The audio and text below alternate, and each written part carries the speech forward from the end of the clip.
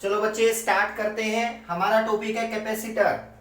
बच्चे आप लोगों ने ये नाम बहुत बार सुन रखा है कैपेसिटर का, जो फैन वगैरह पे आप लोग लगाते हो, फैन में, मोटर में, कहीं पे बहुत जगह पे हम ये यूज करते हैं कैपेसिटर। बच्चे लुकिंग में ये ऐसा होगा, बिल्कुल आप लोगों का ये चीज नजर आएगी। आप लोग लगाते हो, फैन के ऊपर लगा होता है ना ये कैपेसिटर। बच्चे ये कैपेसिटर होता है। अब सुनना, इसके अंदर क्या क्या स्ट्रक्चर, किस टाइप का ये होता है, वो सारी चीजें हम इस लेक्चर में डिस्कस करेंगे। सुनना भाई, आप लोग कैपेसिटर में सबसे पहले डेफिनेशन लिखेंगे क्या होता है, तो लिखो बेटा, it is a device, it is a device which store the electrical energy. याद रखना बच्चे, we store the electrical energy, which store the electrical energy in form of electric charge, in form of electric charge। याद रखना बच्चे, ये electrical energy को store करता है। याद रखना, इस लाइफ का, इस नेचर का रूल होता है बेटा, आप वर्क डन करो, आप किसी में एनर्जी स्टोर करवाओ, तो वो एनर्जी लाइफ में किसी पर्पज के लिए यूज कर सकते हैं, किसी भी पर्पज के लिए यूज कर सकते हैं आप।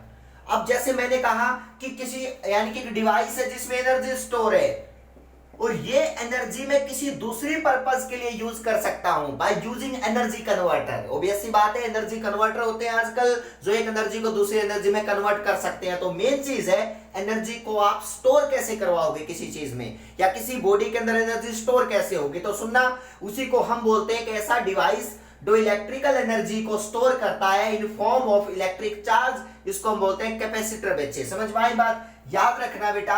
अब इसके अंदर the strength of capacitor is defined by a term which is called capacitance.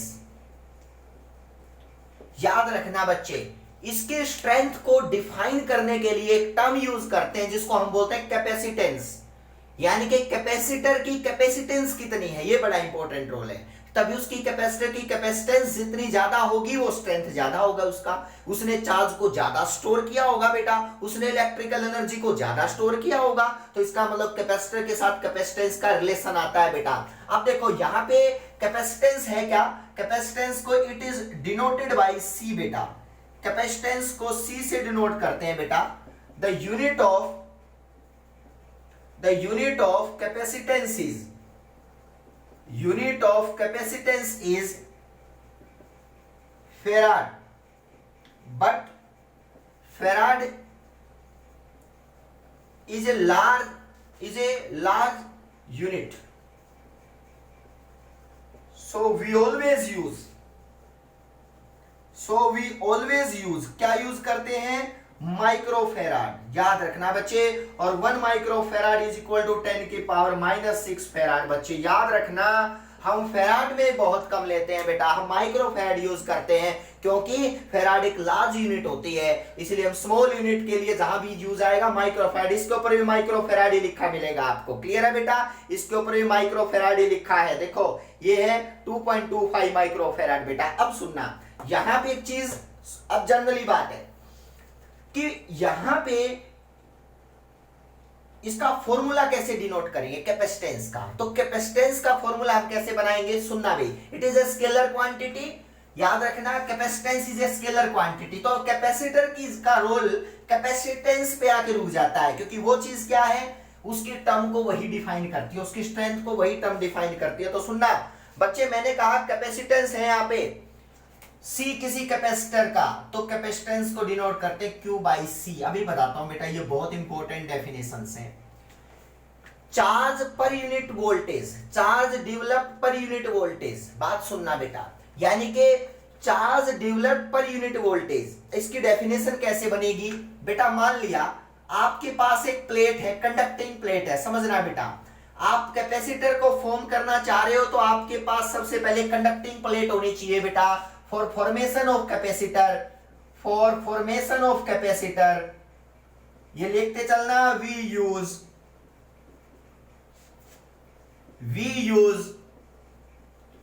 The conducting plate बेटा, नॉन कंडक्टिंग नहीं होना चाहिए, कंडक्टिंग प्लेट बेटा, क्योंकि कंडक्टिंग प्लेट पे सबसे ज्यादा चार्ज आ सकते हैं, फ्री चार्जेस रख सकते हैं, सरफेस के ऊपर चार्ज ही रख सकते हैं कंडक्टिंग प्लेट में। अब इसका मतलब यहां पे कंडक्टिंग प्लेट है और ये कंडक्टिंग प्लेट में मैंने इसकी कैपेसिटेंस बतानी है बेटा, देखो कंडक्टिंग प्लेट।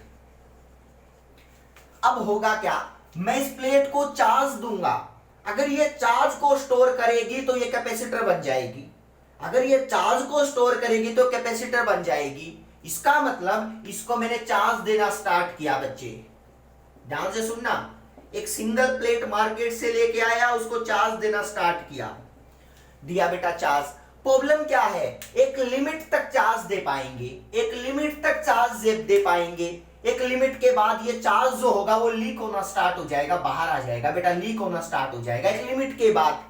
आपको ऐसा क्यों, क्योंकि बेटा पॉजिटिव को पॉजिटिव रिपेल करता है, इसको थोड़ी ना यहाँ रहने देगा, जब बाउंड्री तक फिल हो जाएगा तो एक्स्ट्रा चार्ज रखते ही बाहर लीक हो जाएगा वो। तो इसका मतलब ये जो यहां पे ऐसा क्या हुआ बच्चे, जिसने उस चार्ज को रिपेल कर दिया, उस चार्ज को वहां रखने नहीं दिया बेटा, यानी कि हम एक चार्ज लिमिट तक दे पाए, उस लिमिट से जाते ही चार्ज लीक होना स्टार्ट हो जाता। तो इसका रीजन ये है कि सर इसकी वोल्टेज जो है ना बेटा बहुत ज्यादा इंक्रीज हो चुकी है, मतलब इसकी रिपल्सन की जो पॉजिटिव वोल्टेज है ना, जो रिपेल करने वाली वोल्टेज है, जो रिपल्सिव वोल्टेज है, वो रिपल्सिव वोल्टेज बहुत ज्यादा इंक्रीज हो चुकी है बेटा। और जब इतनी ज्यादा वोल्टेज बन जाए चार्ज देने से, तो उससे ज्यादा चार्ज नहीं दे पाएंगे, क्योंकि वोल्टेज इतनी बढ़ चुकी है इसकी रिपल्सन वाली, जो रिपेल करती है चार्ज को। तो इसका मतलब सर सबसे बड़ी प्रॉब्लम यही है कि चार्ज तो देते जाए प्लेट के ऊपर, लेकिन एक लिमिट के बाद प्लेट ही चार्ज लेना बंद कर देती है। रीजन है due to its voltage becomes very high of that plate बेटा। अब इसका मतलब उसने उस चार्ज को लीक किया, अब चार्ज इस प्लेट के ऊपर और ज्यादा आ नहीं सकते, चार्ज की वैल्यू फिक्स होगी, तो कैपेसिटर क्या होगा बताओ, फिक्स हो गया। इसका मतलब मुझे ज्यादा वैल्यू का कैपेसिटर चाहिए था, वहां पे बन नहीं पाया बेटा। समझना कि हमारा काम क्या है, यहां पे हम चाहते हैं ये चार्ज लेती रहे प्लेट, चार्ज में स्टोर करती रहे, चार्ज बढ़ता रहे, स्टोरेज का कैपेसिटेंस बढ़ता रहे इस कैपेसिटर का, लेकिन वोल्टेज ना बढ़े। कभी ऐसा पॉसिबल हुआ है कि चार्ज दे, किसी को पॉजिटिव चार्ज दे, वहां की वोल्टेज ना बढ़े, क्योंकि सुपरपोजिशन प्रिंसिपल को ओबे करती है वोल्टेज तो बेटा, पोटेंशियल तो इसका मतलब उस सिचुएशन में आपको ये चीज ध्यान में रहनी चाहिए कि वोल्टेज को कंट्रोल करना पॉसिबल नहीं है। यानी कि इसकी डेफिनेशन क्या है, एक यूनिट वोल्टेज, यानी कि चार्ज दें उसके कोरस्पॉन्डिंग उसकी कितनी वोल्टेज बढ़ती है, ये बड़ा इंपॉर्टेंट रोल है बेटा, Q बाई V। यानी कि किसी को चार्ज दें तो उससे कितनी वोल्टेज बढ़ी है, अगर किसी को चार्ज दो है ना बेटा, वो दिया मैक्सिमम और वोल्टेज बढ़ी मिनिमम, समझ जाना बेटा, बेस्ट कैपेसिटर है वो, हमारा बेस्ट कैपेसिटर है। अगर आप सोचते हो कि सर चार्ज तो दे मिनिमम, कम चार्ज ले पाया, लेकिन उसकी वोल्टेज बढ़ गई बहुत मैक्सिमम, तो समझ जाना यूजलेस कैपेसिटर है।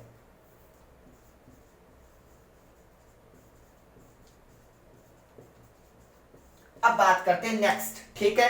अब बात करते हैं सर फिर वोल्टेज को ना, देखो चार्ज तो हमें देना है क्योंकि हमें कैपेसिटेंस को बढ़ाना है, एनर्जी स्टोर तभी होगी जब चार्ज देंगे, उसके लिए वोल्टेज को कम रखना पड़ेगा। वोल्टेज बढ़ेगी तो वो लीक करवा देगी, चार्ज उसको दे नहीं पाएंगे प्लेट को। तो इसलिए हम यहाँ पे अब जो चीज डिस्कस करेंगे ना बेटा, वो है इसके साथ में एक प्लेट और रखेंगे, पैरेलल प्लेट कैपेसिटर। ध्यान से सुनना, पैरेलल प्लेट कैपेसिटर बेटा हेडिंग डालो, पैरेलल प्लेट कैपेसिटर।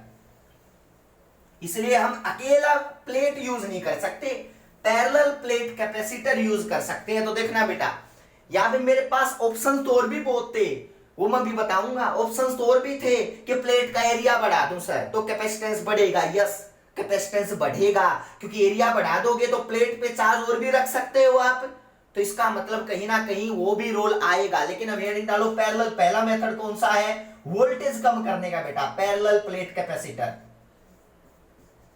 ये कैपेसिटर आप 12th क्लास में पढ़ते हो।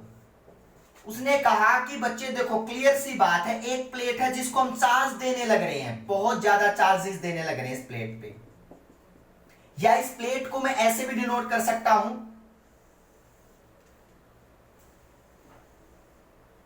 ये प्लेट है बेटा, ध्यान से देखना है प्लेट है बेटा, मैं इसको ग्राउंड से अटैच कर देता हूं, ग्राउंडेड कर दे ये प्लेट, देखना ये प्लेट नंबर 1, ये प्लेट नंबर 2, कंडक्टिंग प्लेट जो मैंने बनाई थी वो रख दी बेटा। मैं इसको चार्ज देने लग रहा हूं, देखो बेटा मैंने इसको चार्ज दिया, इसको मैं चार्ज देने लग रहा हूं, यहां पे मैंने इसको चार्ज दिया बेटा, सिंगल चार्ज पॉजिटिव पॉजिटिव देने लग रहा हूं, लेकिन एक लिमिट के बाद ये लीक करेगा चार्ज को। लेकिन हमारे लिए फायदा क्या हुआ बच्चे, कि जैसे ही मैं इसके पास दूसरी कंडक्टिंग प्लेट लेके आया, इस पॉजिटिव ने उसके नेगेटिव को अपनी साइड अट्रैक्ट कर लिया बेटा। देखो यहां पे नेगेटिव, जितना यहां पॉजिटिव होंगे उतने नेगेटिव को ये अट्रैक्ट करेगा। और यहां पे क्या बन गया बताओ, पॉजिटिव छोड़ के आए हैं, ऑब्वियसली बात है, जहां से इलेक्ट्रॉन आएंगे वहां से तो पॉजिटिव से आएंगे, तो पॉजिटिव नेगेटिव यहां पे आ गए बेटा इलेक्ट्रॉन, और यहां से पॉजिटिव को छोड़ के आए हैं वो, तो इसका मतलब वो पॉजिटिव को, ये क्या होगा, यहां से इलेक्ट्रॉन जाएंगे और पॉजिटिव को न्यूट्रल कर देंगे, तो इसका मतलब ये प्लेट तो इस साइड से तो न्यूट्रल बन गई बेटा, क्योंकि ग्राउंड से अटैच है प्लेट। तो इसका मतलब आज के बाद आपने पैरेलल प्लेट कैपेसिटर बनाना है तो उसको ये कहना कि ये पैरेलल प्लेट कैपेसिटर ऐसा बनेगा, इसको हम चार्ज दे रहे हैं बेटा, मान लिया चार्ज कौन देगा, वो एक बड़ा रोल हम देंगे, बैटरी देगी, समझ में आई बात बेटा, और ये इसके पास कौन सा चार्ज आएगा बताओ, नेगेटिव आएगा। तो आज के बाद ये पैरेलल प्लेट कैपेसिटर बोला जाता है। इस पैरेलल प्लेट कैपेसिटर के आने से क्या फायदा हुआ, एक प्लेट जो काम नहीं कर पाई, सेकंड प्लेट आने से वो कैसे इंक्रीज कर देगा चार्ज को। तो सुनना बेटा, पॉजिटिव दे रहे हैं, लीक होना शुरू हो जाता था, लेकिन इसके पास नेगेटिव चार्ज आ चुका है, और जब भी एक पॉजिटिव के पास नेगेटिव आता है ना, तो ऑटोमेटिक इसकी वोल्टेज ड्रॉप आ गई बेटा, इसकी वोल्टेज डिक्रीज होगी, क्योंकि ये रिपेल करना चाह रहा था एक्स्ट्रा चार्ज को, लेकिन उसको लगा नेगेटिव है यहाँ पे, तो इसका मतलब इसकी वजह से इस प्लेट की वोल्टेज डिक्रीज हुई है। तो हम ये कहेंगे नेगेटिव चार्ज की वजह से इसकी वोल्टेज डिक्रीज हुई है, और डिक्रीज हुई है तो मैं इसको एक्स्ट्रा चार्ज भी दे सकता हूं ताकि ये लीक नहीं कर सकता बेटा। तो इसका मतलब कोई पूछे ना कि अब लीक क्यों नहीं किया इसने, इसको कहना इसके पास नेगेटिव चार्ज प्लेट है, और नेगेटिव चार्ज के पास जब पॉजिटिव के पास नेगेटिव प्लेट आती है ना, तो वोल्टेज ऑटोमेटिक डिक्रीज हो जाती है इस प्लेट की। तो इसलिए हम कहते हैं कि यहां पे कहीं ना कहीं वोल्टेज डिक्रीज हुई, और हमें पता है Q is equal to QV, voltage decrease होते ही और ज्यादा चार्ज दे सकते हैं बेटा, लीक तो होगा नहीं, अब कैपेसिटेंस की वैल्यू क्या हो जाएगी बताओ, बढ़ जाएगी। तो इसका मतलब इसके आने से कैपेसिटर बढ़ गया बेटा, इस प्लेट के आने से। अकेली प्लेट ऐसा काम नहीं कर पाई जो पैरेलल कॉम्बिनेशन ने कर दिया बेटा इसके यहाँ पे। अब सुनना, यहां पे वो चीज क्या है बेटा, ये प्लेट, आज के बाद ये प्लेट यूज की, इसको इसमें कन्वर्ट कर लिया। मेन चीज ये नहीं है बेटा, मेन है कि मान लिया बेटा इनके दो प्लेट है, इनके बीच में एयर ही तो रखी है, एयर है, अब इनके बीच में एयर है, और इनका गैप जो है बेटा, दोनों प्लेट के बीच का गैप D मान लिया बेटा, मान लिया इनके बीच का गैप कितना है बताओ, D। ए जो है ना बेटा, यहां लिखते चलो D है बेटा, सेपरेशन बिटवीन प्लेट बेटा, सेपरेशन बिटवीन प्लेट, ध्यान से देखना। ए क्या मान लिया बेटा, ये प्लेट ऐसे है ना, एरिया ऑफ प्लेट बेटा, प्लेट का एरिया कितना है, जो प्लेट ऐसे बनाई थी ना उसका एरिया कितना है बेटा, यानी कि इसका एरिया कितना है प्लेट का, एरिया ऑफ प्लेट। समझ में आई बात बेटा। यहां पे एयर है, एयर भरी है दोनों प्लेट के बीच में बेटा, तो ये दो टर्म आपने याद रखनी है भाई। अब हमारा काम तो कैपेसिटेंस निकालना है कि बताओ इसके अंदर कैपेसिटेंस कितनी होगी। हमने तो कैपेसिटेंस सीखी है, हम कैपेसिटेंस निकालनी है, तो देखो find out the capacitance of parallel plate capacitor बेटा। अब इसकी कैपेसिटेंस निकालेंगे, वही बताएगी हमें कि हमारी स्ट्रेंथ कितनी है कैपेसिटर की बेटा। तो इसका मतलब कैपेसिटेंस निकालोगे तो सारी चीजें रब करेंगे, सिर्फ एक प्लेट रखेंगे ये वाली, और इस प्लेट का हम क्या निकालेंगे बताओ, कैपेसिटेंस निकालेंगे। तो सुनना बेटा, ये चीज मैं रब कर रहा हूं ग्राउंडेड, समझ जाना, एक प्लेट ग्राउंडेड है बेटा। Capacitance of parallel plate capacitor बेटा, कैपेसिटेंस ऑफ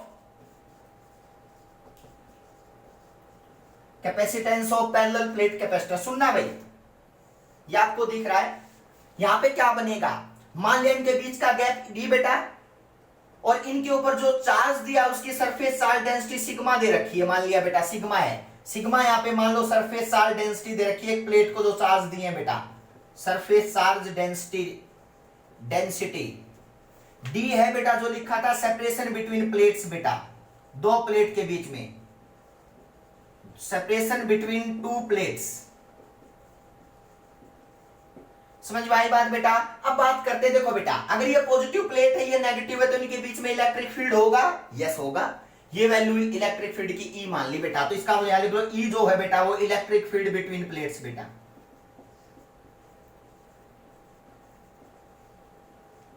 बिटवीन प्लेट्स, ध्यान से सुनना, बिटवीन प्लेट्स, क्लियर है बेटा?